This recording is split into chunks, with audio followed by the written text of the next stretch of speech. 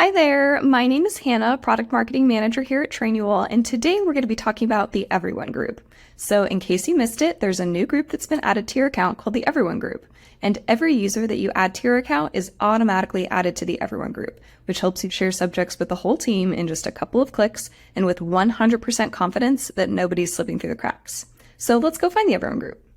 All we'll do is click Groups on the left nav, and then head to the other tab on the top right of the page, and then your Everyone group will be right there. So let's click on the Everyone group.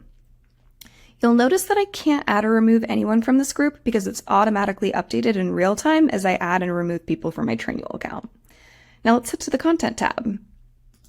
From here, we can share subjects with the whole account. So this will probably be things like your welcome to the company subject, probably an overview of your product and services, and then policies that the whole company needs to know, like your anti-discrimination policy, your conflict of interest policy, and your sexual harassment policy. Comment below with any questions, and we'll see you next time.